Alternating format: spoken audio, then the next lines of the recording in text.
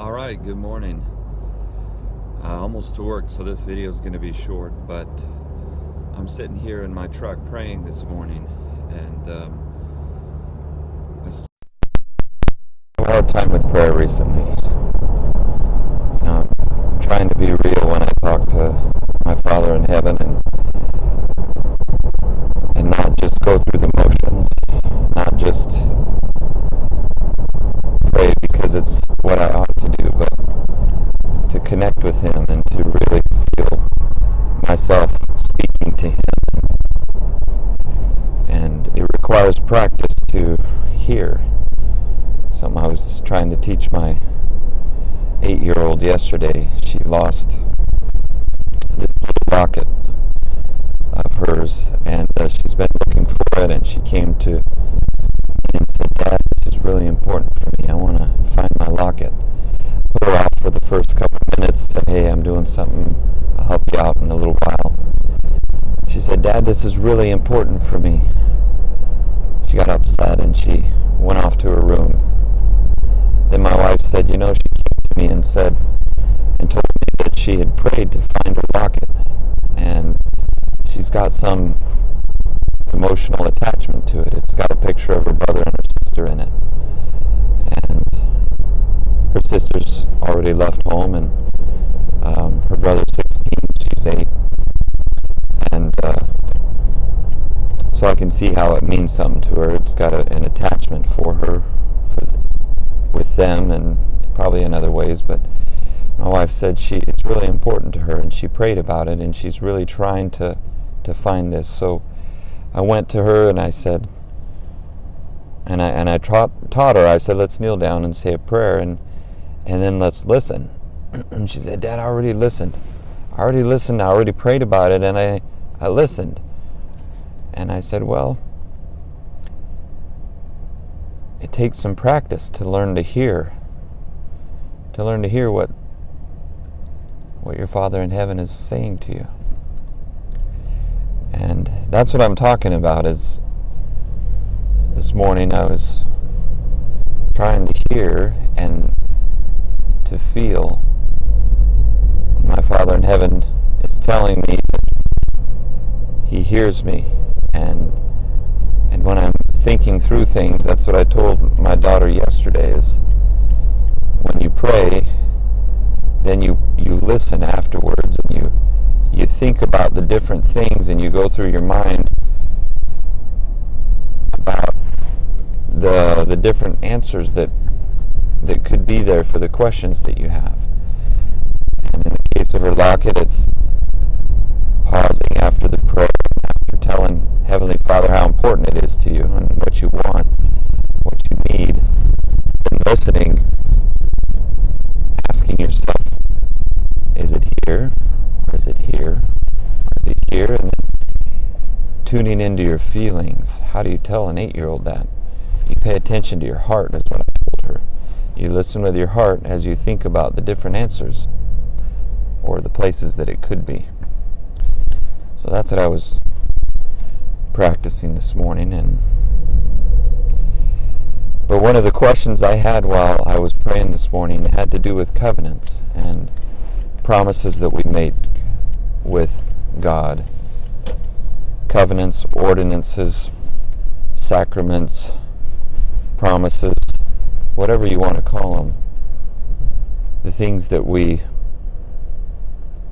formally enter into, like baptism, or marriage, or some other relationship, or promise that we make with our Father. That's what I'm talking about. And in my church, we call them ordinances. And each ordinance is associated with a covenant, a promise made to God. And the doctrine is that these ordinances are necessary in order to return to live with God, and actually be exalted, or to be with Him in heaven after this life. So obviously I believe in one of the tenets of my religion is a second life, or an afterlife. or a life after resurrection, a life after death. So the teaching is that these ordinances are necessary to live with God, or that they're necessary for this life as well. And I was trying to figure that out and asking my Father in heaven, that's God to me. But sitting here pondering and thinking through that doctrine and asking, why is that necessary? And what I came up with is, I understand why I need ordinances on some level, and that is that to make a promise is powerful, and I understand how making a promise such as baptism while I'm alive in life can be very powerful, because it's a strong commitment to study and to know and to serve and to lead my life in all ways as best as I can, like Jesus Christ did. That's my covenant that I've made in baptism. That's the doctrine that I have and that I've made as far as the covenants, and the ordinance of baptism is the vehicle for that covenant. I understand that, and I know what that kind of commitment does. It brings me close to the boundary line, and it clarifies my actions and my values, and gives me something, a framework within which I can find meaning in my life. And it carries me through difficulty and gives definition to my life. So I understand that. I don't understand, or I didn't understand, why are these ordinances necessary when I'm not alive, when I'm dead, when I'm not mortal. And because another doctrine of my church is that we perform in temples.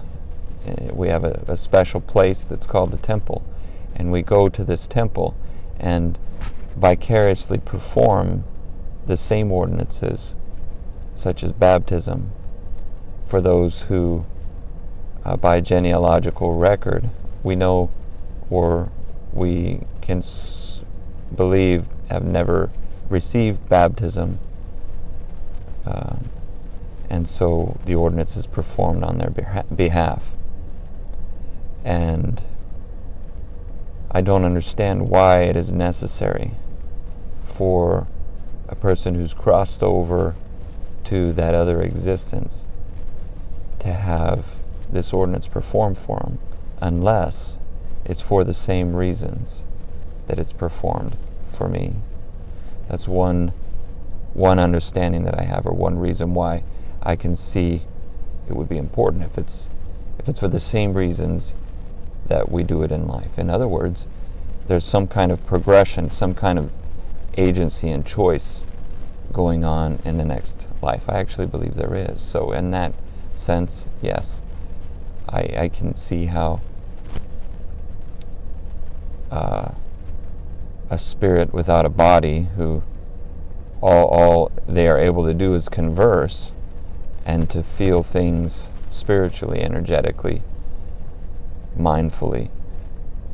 Spirit in that state is able to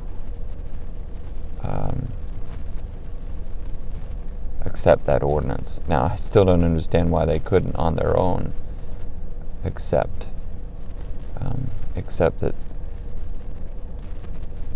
that the kingdom of, if there's a creator in the universe, he or she together, would they not have order in their universe? And that might be part of their order. So you can tell that I haven't figured this out, but this is what I was pondering and listening for, because I want to know why. I want to know why the ordinance is necessary. I don't want to just go through the motions. I don't want to just pray through the motions. I want to know why the ordinance is necessary. And as I've been thinking about it, I do have a sense of, okay, there's an answer here. I have a peaceful sense that there is an answer here. I don't feel confused. I just know that I don't have the answer. But as I've thought through it, I do have a peaceful sense come to me, a settled feeling that yes, there's an answer here. Is one of the reasons why I think that this ordinance for those who are dead may be key, and that is that if there is a realm, a spiritual realm, that's inhabited by those who have gone on to the other side, and there's communication, or would there not be some kind of interaction and a different kind of communication and interaction between these two realms? And I believe that there is, and I believe I've felt that, and again, it's when I pause and when I consider it and when I am taking time to meditate, and I just allow myself to feel that, and yes, I feel that there is something there. And if the spirits of my ancestors, as I learn about them and their lives, and I consider my time here, which is limited, and spending some of that time and thinking about them to the point that I realize, hey, they may not have had the opportunity to receive and to accept and to make some kind of promise with God through an ordinance such as baptism. Then when I take that time and I invest it in that way, in that thinking, it connects me to them. And it opens something between me and them that allows them to intercede and to influence in my life. And that is a principle that I am developing some understanding for and some belief in my life. And I don't have any concrete thing, but there are a lot of things that I have no concrete evidence for. I only have circumstantial evidence for, not direct evidence. So I know that I know that, well, I was going to use love as an example. Can I see what love is? No, it's something there that I experience. The love of my children and my wife, it's something that's evidenced over and over. And there are a lot of things like that in my life. So I'm sharing this in the hopes that it's helpful to some of you who may be thinking of these kinds of things, and as a model for how to approach questions that don't have an immediate answer, and that may be crossing over into an existential realm that don't have empirical evidence and hard and fast experiences to back up, but which require thinking and pondering and listening with your heart.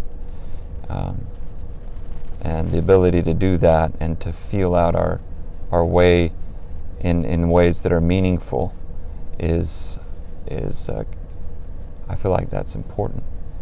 Otherwise, we're just left with the concrete things of our life, and there's a dimension that's missing. And so that's my thoughts for today.